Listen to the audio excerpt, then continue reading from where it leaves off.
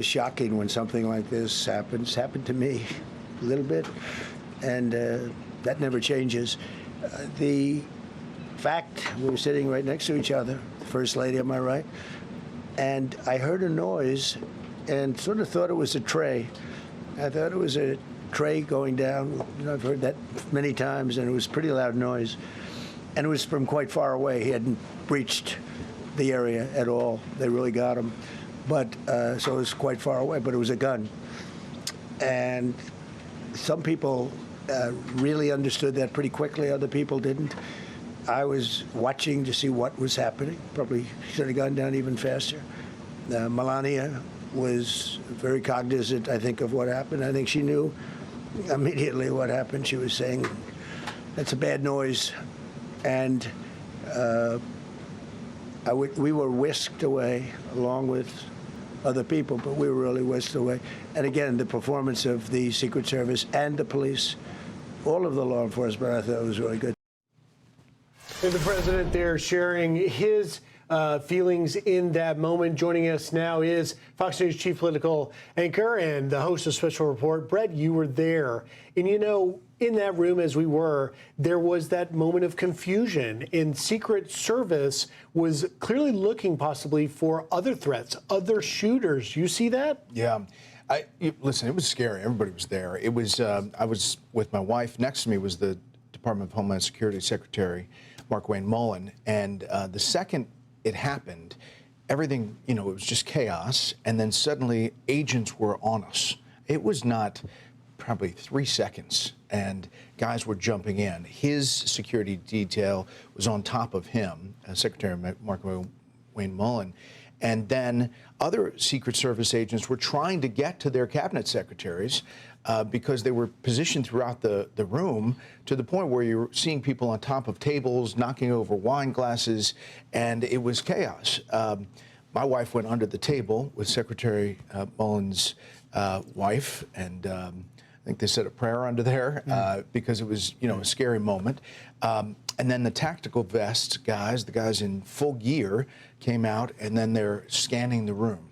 We, the Fox Security, took us to a kind of a back area, and we got together in the area where we had a pre-party before the dinner to stage there. And as we were there, 3 more Secret Service guys in full tactical gear started yelling, "You have to get out of here. We're getting word that there might be other people involved."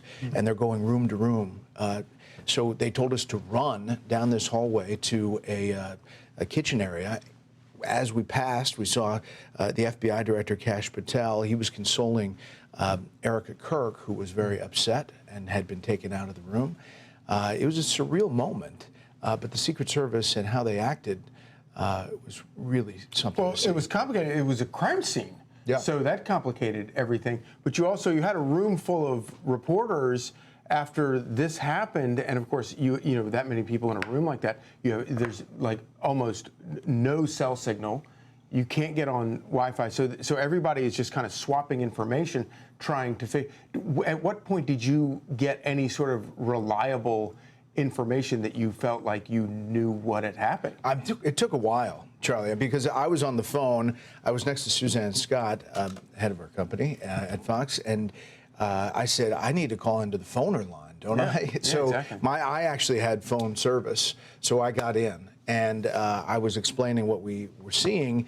Everybody was talking about different things that they had heard, that there was a shot from the light box, that they thought the shot was in the room. Then we figured out that it had happened as the guy was trying to break the outer security barrier. So it took a little time to get any good piece of information. And not until we talked to a Secret Service agent who was one of the guys with the cabinet secretaries did we have a little bit more ground truth.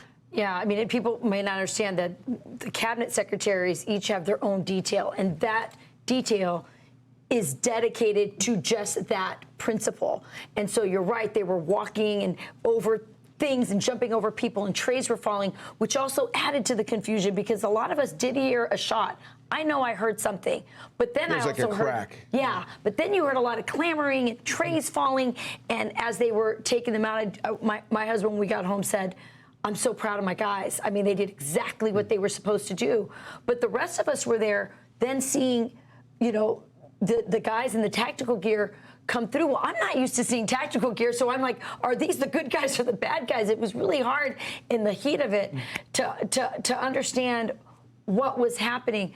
Bret, this is, you know, the third assassination attempt that we know publicly on the president. We're all still traumatized from Charlie Kirk being assassinated, executed in public. You talked about Erica Kirk. I saw her crying out the room, just so traumatized. What is going on here? What do we make of this? This is insane. It really is. And, you know, we're in a different part, and you have to analyze. You know, I thought the president's remarks were really quite something, you know, to say and to be resolute and to say, listen, we can't stop doing these things. We have to continue to be out and about.